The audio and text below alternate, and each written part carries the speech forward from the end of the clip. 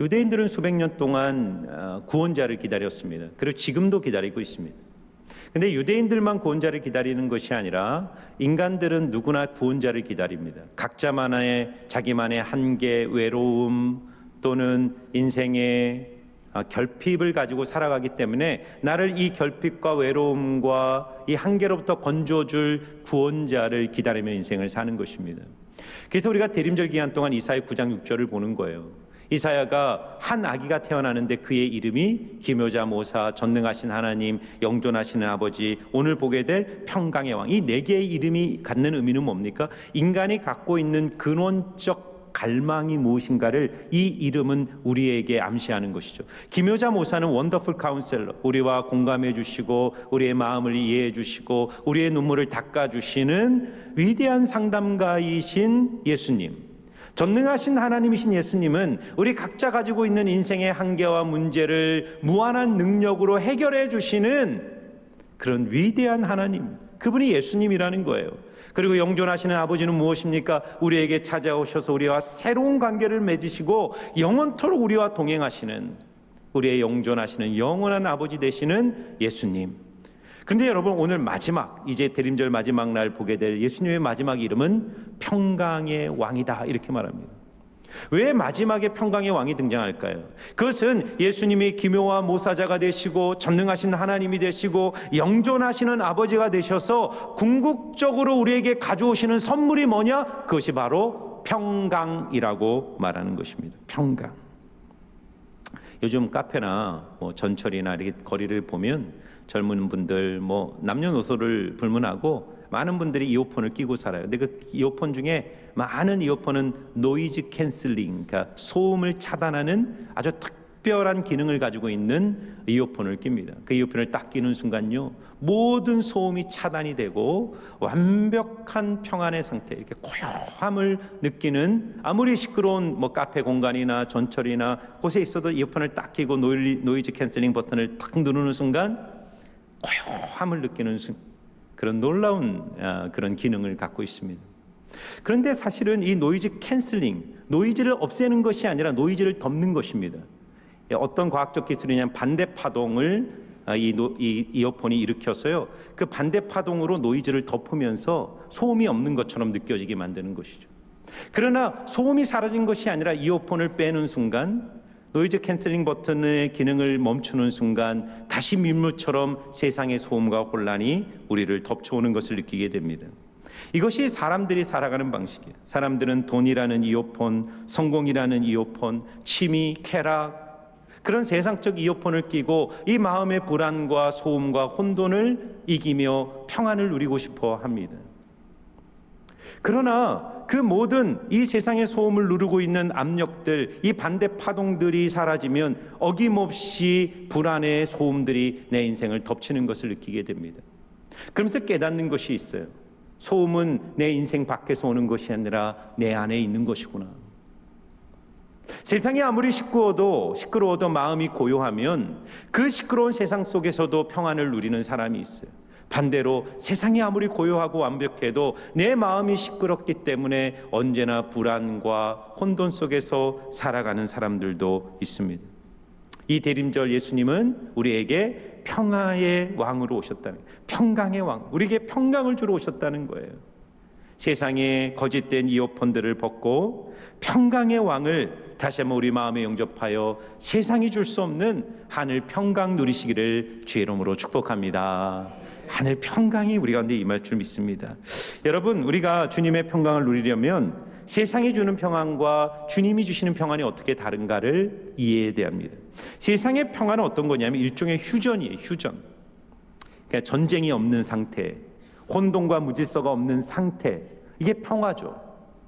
그러니까 휴전이란 건 뭐냐면 전쟁의 가능성을 여러 가지 사회적, 정치적 장치에 의해서 억제시키는 상태가 휴전이죠. 휴전은 전쟁이 없는 게 아닙니다. 전쟁의 가능성이 언제나 도사리고 있는 것이죠. 1914년 1차 세계대전 때요, 유명한 사건이 크리스마스의 기적이라는 사건인데요, 영국과 독일이 오랜 세월을 서로 대치하며 전쟁을 치르고 있던 중에 크리스마스 이브를 맞이하게 돼요. 크리스마스 이브 날 밤, 독일군과 영국군이 각각의 참호 속에서 트리를 만들고 캐롤을 부르기 시작했어요. 먼저 독일군이 캐롤을 부르자 그것을 듣던 영국군들이 화답하면서 같이 참호 속에서 크리스마스 캐롤을 부르기 시작했습니다. 그러자 한 독일군 병사가 이 참호 위로 올라가더니 작은 반짝이는 크리스마스 트리를 딱 들어 올렸습니다.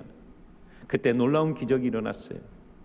영국군과 독일군이 크리스마스 날 휴전을 선포한 거예요. 그리고 그 다음 날 서로 담배를 나눠 피고 대화를 나누고 영국군과 독일군이 축구팀을 짜서 축구를 하고 놀라운 평화의 기적이 일어난 것입니다. 그런데 여러분, 그 다음 날 다시 상관이 명령을 내리자마자 영국군과 독일군은 서로를 향해 방야쇠를 당길 수밖에 없었습니다. 그리고 뒤늦게 이 크리스마스의 기적이라는 소식을 들은 영국 정부와 독일 정부는 분노하면서 이 크리스마스 기적을 주도했던 사람들에게 처벌을 가했다는 뒷이야기가 있습니다. 이것이 바로 세상이 추구하는 평화의 한계입니다. 세상은 문제와 전쟁과 불안을 억누를 수는 있지만 근본적으로 이 모든 불안의 요소를 제거하고 화해를 이루고 완벽한 평화를 만들어낼 수는 없는 것이죠. 왜 그럴까요? 그것은 우리를 불안하게 만드는 것, 우리의 평강을 뺏어가는 것은 환경에 있는 것이 아니라 우리 내면에 있기 때문이에요. 우리의 내면은 끊임없이 불안, 고독, 혼돈, 슬픔, 절망의 부정적 목소리와 소음들이 끊임없이 우리 내면으로부터 흘러나요. 근데 사람들은요, 그 증상과 싸워요. 그것은 증상입니다. 불안, 고독, 슬픔, 공허, 분노, 이건 증상이거든요. 그 진통제를 놓고 진상과 씨름하면서 이 세상의 거짓된 것들을 통해 이 증상을 다루려고 합니다. 그런데 여러분 잘 들으셔야 돼요. 이런 불안의 증상의 본질과 뿌리에 뭐가 있냐면 하나님과 불화한 인간의 마음이 있는 거예요. 인간은 왜 불안할까요? 인간은 왜 슬프고 때로는 고독하고 때로는 절망하고 낙심하며 근심하며 살아갈까요? 생명의 근원이신 하나님을 잃어버렸기 때문이에요. 여기에 우리 인생의 아이러니가 있습니다. 많은 사람들이 마음의 불안을 해결하기 위해서 존재 밖에서 해결점을 찾으려고 합니다. 더 많은 재물, 더 많은 소유, 더 많은 지위, 더 많은 쾌락, 더 많은 즐거움을 통해 내 내면에서 흘러나오는 불안의 소리를 끊임없이 억누르고 잠재우려고 해요. 그러나 이 억제하는 힘이 약해지면 어김없이 내면으로부터 불안의 소리는 다시 터져나오고 우리 마음을 지배하던 평안은 온데간데 없이 사라지고 마는 것입니다. 그래서 예레미야 선지자는요, 이런 이스라엘 백성들의 잘못에 대해서 예레미야 2장 13절에 이렇게 말합니다. 내 백성이 두 가지 악을 행하였나니, 두 가지 악을 행했대요. 첫 번째, 그들이 생수에 근원된 나를 버린 것과 두 번째, 스스로 웅덩이를 판 것인데 그것은 그 물을 가두지 못할 터진 웅덩이들이니라 말합니다. 여러분, 왜 우리가 목마르고 갈증이 있어요? 왜 불안이라는 갈증, 왜 분노라는 갈증, 슬픔이라는 갈증, 허무라는 갈증이 끊임없이 우리 내면으로부터 밀려 올라올까요? 이유는 하나밖에 없어요. 생명의 근원된 하나님을 떠났기 때문이에요. 하나님과 불화했기 때문에, 하나님께 등을 져버렸기 때문입니다. 그러면 우리 인생의 불안을 해결하고 참된 평강을 누리는 길은 간단하죠. 하나님께로 돌아가면 돼요. 생수의 근원이신 영원한 우물이신 주님께로 가면 됩니다. 그런데 왜 사람들은 여전히 불안 속에서 살아갈까요? 두 번째 악이 있다는 거예요. 자신이 판 웅덩이, 내 인생에 이 갈증을 해결해 줄 것이라고 믿고 팠던 그 웅덩이를 떠나지 못하는 것입니다. 근데 그 웅덩이가 어떤 웅덩이냐면 터진 웅덩이라는 거예요. 물이 저축되지 않는 웅덩이, 평강이 쌓이지 않는 웅덩이. 우리가 경험하는 것 아닙니까? 내가 이 아파트만 사면 내 마음의 기쁨과 평안이 회복될 거야. 내가 이번에 이 프로젝트만 끝나면 나는 내 인생에 진짜 평안이 올 거야. 내가 이런 좋은 사람을 만나면 내 인생은 진짜 평안할 거야. 우리는 끊임없이 웅덩이를 파고 또 파지만 그 어떤 곳에서도 우리 영혼을 해갈시키는 진짜 생수를 맛보지 못하는 것입니다. 여러분 잘 들어보세요. 여러분이 추구하는 그 행복, 여러분이 추구하는 그 평안은 여러분이 쟁취해서 얻을 수 있는 것이 아닙니다. 그것은 부산물이에요. 어떤 것의 부산물일까요? 하나님과의 바른 관계에 의해서 찾아오는 부산물인 거예요. 행복 그 자체에 목말라서 쫓아가는 그런 행복을 추구하는 옛날 우차사라는 프로그램, 웃음을 찾는 사람들이 되는 것이 아니라 목적, 주님을 찾는 사람들, 목적을 찾는 사람들, 주님과의 바른 관계에 먼저 그의 나라와 의를 구할 때 우리가 구하고 목말라 했던 그 영원한 행복과 평안이 하나님으로부터 우리 마음에 부어질 줄 믿습니다. 그러면 어쩌면 우리는 어떻게 주님과의 관계를 회복할까요? 예수님이 이 땅에 오신 목적이 바로 그것입니다. 여러분, 예수님이 이 땅에 태어났을 때 로마 제국이었어요.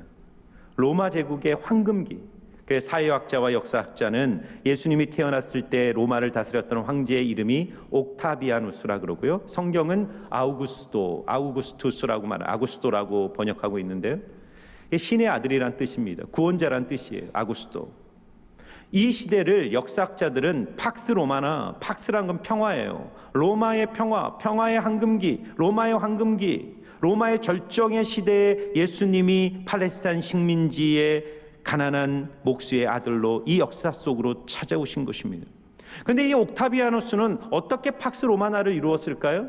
그것은 강력한 군사력, 그리고 법을 통해서 완벽하게 유지되는 질서, 그리고 경제적 번영, 이 세 가지를 통해 로마 황제는 로마 시민들에게 팍스 로마나의 시대를 선사했던 것입니다.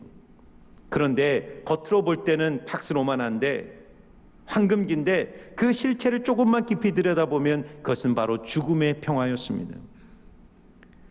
여러분, 이 로마 황제는요, 압도적 군사력과 무력으로 이 로마에 저항하는 사람들을 모조리 죽이고 억압하면서 전쟁이 없는 고요한 시대를 만들어낸 거예요. 그는 평화로운 힘이 아니라 강력한 힘에 의해 대적자들은 압살하고 죽이는 그런 강력한 무력을 통해 로마 시민들에게 평화를 준 것입니다. 또한 당시 로마 시민들 중에 로마 제국의 인구의 40%가 노예들이었습니다. 인구의 40%는 또한 빈민이 된 시민들이었어요. 과중한 세금과 땅을 빼앗기면서 이 자유민들이 빈민으로 전락하고, 그러니까 40%는 노예, 40%는 빈민, 그리고 이 팍스 로마나의 모든 평화와 번영과 경제적 쾌락과 이것은 오직 1%의 귀족들만이 누릴 수 있는 전유된 특권이었어요. 무엇보다도 이 로마 사회는 극단적 쾌락주의와 도덕적 부패를 통해 내부적으로 붕괴하고 있었습니다. 우리가 잘 아는 것처럼 로마 시민들이 즐겼던 오락이 뭡니까? 콜로세움에서 검투사들이 서로 찔러 죽이는 것을 보고 즐겼어요. 크리스찬과 노예들을 잡아서 사자들을 풀어서 그 사자들과 맹수들과 싸우면서 죽는 모습을 보면서 박수를 치고 즐겼던 사람들이 로마 시민들이었어요. 그들이 왜 그런 쾌락에 빠졌을까요? 내면이 붕괴된 거예요. 겉으로는 너무나도 평화롭고 번영돼 있고 부족한 것이 없어 보였지만 내면의 깊은 공허와 허문 속에서 내면의 전쟁을 치르면서 그들은 이 내면의 허무함을 극복하기 위해 극단적 쾌락과 오락에 젖어들었던 것입니다. 결국 로마가 약속했던 팍스 로마나는 죽음의 평화죠. 타인들을 짓밟고 타인의 생명을 빼앗고 타인을 억압하면서 주어진 그 평화, 죽음의 평화였습니다. 그런데 여러분, 예수님이 이 땅에 오신 목적이 뭐죠? 이사야 53장 5절을 보면 오늘 예수님이 평화의 왕이다, 평강의 왕이다라고 할 때 예수님이 얼마나 다른 방식으로 우리에게 평화를 주시는가를 이사야 선지자는 53장 5절에 우리에게 이렇게 말합니다. 너무나도 유명한 구절이죠. 이사야 53장 5절입니다. 우리 같이 한번 읽어볼까요? 이사야 53장 5절 같이 읽습니다. 시작. 그가 찔림은 우리의 허물 때문이요 그가 상함은 우리의 죄악 때문이라. 그가 징계를 받음으로 우리는 평화를 누리고 그가 채찍에 맞음으로 우리는 나음을 받았도다. 아멘. 로마 황제가 약한 자들을 짓밟고 폭력과 힘을 통해서 가진 것들을 통해 평화를 제공했다면 우리의 왕 되신 주님은 자신이 짓밟힘으로써, 자신이 징계를 받음으로써, 자신이 채찍에 맞음으로써 우리에게 평화를 허락하신다라고 약속하고 있는 거예요. 여러분, 아까도 말했지만 우리 내면에 있는 이 모든 소음과 불안의 근본적 뿌리는 우리가 하나님의 심판의 대상이라는 사실이에요. 우리가 다 부정하고 싶지만 우리가 본능적으로 아는 것이 있어요. 우리는 죄인이고 우리는 하나님의 심판 아래 놓인 인생이라는 사실을 알아요. 그리고 심판의 결과가 죽음이라는 사실을 아는 것입니다. 그래서 우리는 죽음으로부터는 불안을 인생의 짐으로 짊어지고 살아갑니다. 하나님과 나 사이에 죄의 먹구름이 가득 띄어져 있고 그 죄의 먹구름 뒤로 심판의 벼락이 장전되어 있는 거예요.